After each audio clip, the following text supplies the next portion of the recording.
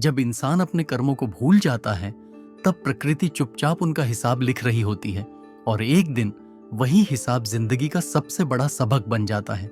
नमस्कार दोस्तों, आज हम लेकर आए हैं एक ऐसी कहानी जो नैतिकता और गहरे जीवन संदेशों से भरपूर है, कर्मों का फल। तो आइए इस प्रेरणादायक और सोचने पर मजबूर कर देने वाली कहानी की शुरुआत करते हैं।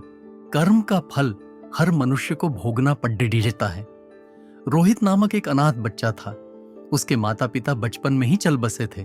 उसके ननिहाल और पिता की तरफ से भी कोई नहीं था। उसके ना तो कोई आगे था ना कोई पीछे। अनाथालय में रहा और पढ़ा। वह पढ़ने में मेधावी था। उसे आर्मी में नौकरी लग गई और वह एक अधिकारी बन गया। अब सेना के साथ ही रहता, कभी भी घर वापस नहीं आता क्योंकि उसका कोई था नहीं। उसने शादी भी नहीं की थी। उसे जितनी सैलरी मिलती थी वह सब बचा लेता था। आर्मी के कैंटीन में खाता था, वहीं पर रहता था, तो उसका खर्चा भी लगभग ना के बराबर था। तो हम कह सकते हैं कि उसने आज तक जितनी सैलरी पाई सब बचा ही लिया था। उसी कैंटीन में सूरजमल नामक एक सेठ आता था जो कैंटीन के सामान का छोटा सप्लायर था। बहुत दिन हो गए दोनों को एक दूसरे को जानते पहचानते। एक दिन सूरजमल ने कहा, रोहित, आपके पैसे बैंक में रखे हैं, मुझे व्यापार में लगाने को दे दो, मैं तुम्हें अच्छा मुनाफा दूंगा। रोहित ने मना कर दिया।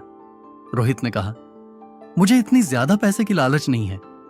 जो सरकार ने दिया है वह मेरे खाते में पड़ा है। कभी जिंदगी में जरूरत पड़ी तो इस्तेमाल करेंगे, नहीं तो कोई बात नहीं। सेठ ने कहा, यह भी क्या बात हुई? अगर तुम हमें अपना दोस्त मानते हो तो तुम मेरी सहायता ही कर दो। मैं तुम्हें यह पैसा वापस लौटा दूंगा। कम से कम मेरा काम हो जाएगा। अभी इस पैसे की तुम्हें जरूरत भी नहीं है। बात तो सही कह रहे हो, पर आप पैसा वापस करोगे इसकी क्या गारंटी है?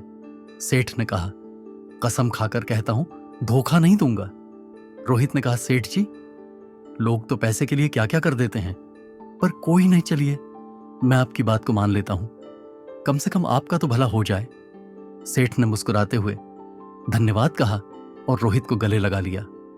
पैसा लेने के बाद सेठ जब भी आता रोहित को बहुत बहुत धन्यवाद देता। सेठ का बिजनेस रोहित के पैसों से बढ़ रहा था। आमदनी दिन दुगनी रात चौगुनी हो रही थी। आमदनी बढ़ने के साथ अब सेठ की नीयत में बेईमानी आ चुकी थी। वह अब पैसा ना लौटाना पड़े उसका बहाना ढूंढता रहता। इसी बीच बॉर्डर पर पड़ोसी देश के साथ युद्ध शुरू हो गया और रोहित को भी जाना पड़ा। जहां युद्ध हो रहा था वो इलाका काफी दुर्गम था। वहां पहुंचने का एकमात्र रास्ता घोड़े से पहुंचने का था। रोहित एक कुशल घुड़सवार था। उसे जो घोड़ी मिली वो बिगड़ैल थी। रोहित के पीठ पर बैठते ही सरपट दौड़ने लगी। रोहित उसे काबू में करने की जितनी कोशिश करता वो अपनी गति और तेज करती जाती। रोहित ने लगाम पूरी ताकत से खींचा।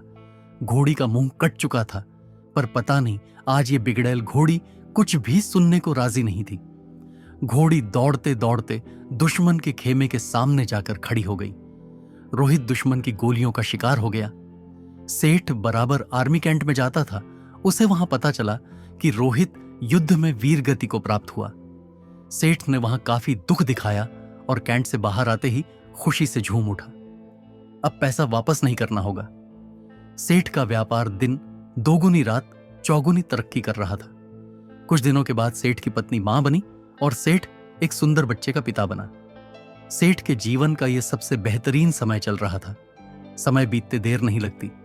सेठ का बेटा अमर, जो अब बड़ा हो गया था और अब सेठ के साथ मिलकर व्यापार करता था।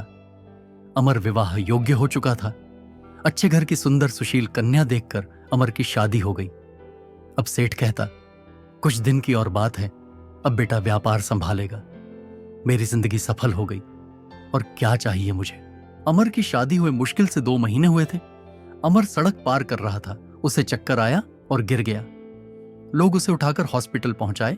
उसके ब्रेन का एमआरआई और अन्य टेस्ट हुए तो पता चला अमर को ब्रेन कैंसर है। सेठ ने डॉक्टरों से कहा, पैसे की चिंता मत करें, आप इलाज करें। डॉक्टर और हॉस्पिटल बदलते गए पर अमर की हालत दिन ब दिन बिगड़ती गई। सेठ अब व्यापार पे ध्यान नहीं दे पा रहा था। उसके कस्टमर छूटते जा रहे थे। हॉस्पिटल का बिल बढ़ता जा रहा था। अब सेठ पर कर्ज काफी हो चुका था। सेठ परेशान था। अब अमर को डॉक्टर ने जवाब दे दिया। सेठ हार चुका था। किसी चमत्कार की आशा में बैठा था। चमत्कार तो नहीं हुआ, पर अमर अब इस दुनिया में नहीं रहा। महीनों जिंदगी की जंग लड़ने के बाद अमर हार चुका था। सेठ के घर में हाहाकार मच गया। सेठ, सेठानी, अमर की पत्नी सब विलाप कर रहे थे। यहां तक कि घर के नौकरों का भी रो रो कर हाल बुरा था। एक साधु उधर से गुजर रहे थे। उन्होंने करुण क्रंदन सुना तो रुक गए। वहां जाकर उन्हें कहा, रोने से कुछ नहीं होगा, जो होना था वो हो गया। सेठ गुस्से में बोला, मेरे साथ ही क्यों? साधु ने कहा, सब कर्म का फल है, यहीं चुकाकर जाना होता है। आज बहुत रो रहे हो, कल तो तुम बहुत हंस रहे थे। सेठ ने कहा, मैं कुछ समझा नहीं महाराज। साधु ने कहा, तुमने अपने व्यापार के लिए उधार पैसे लिए थे। जब व्यापार चल पड़ा तो तुमने जिसके पैसे थे उसे लौटाए नहीं। सेठ ने कहा, गलत, वो मर गया था, किसे लौटाता? साधु ने कहा, झूठ नहीं, तुम भूल गए उसके मरने के समाचार पे तुम कितना खुश हुए थे। उस दिन तुमने मिठाई बांटी थी। क्या मिठाई बांटना सही था? तुम उसके पैसे को सरकार को या अनाथालय या किसी जरूरतमंद को दे सकते थे, पर तुमने नहीं दिया। तुम्हारी नीयत में खोट थी। सेठ शर्मिंदा था। आज सेठ वहीं पर खड़ा था जहां पर आज से 20 साल पहले खड़ा था।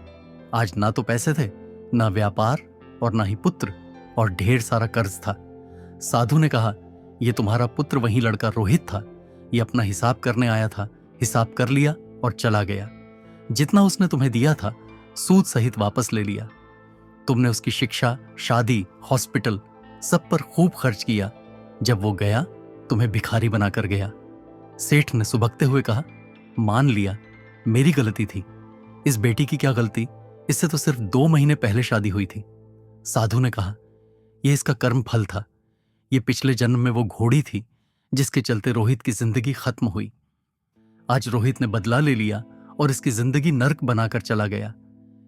जीवन में कुछ भी बिना कारण नहीं हो रहा है।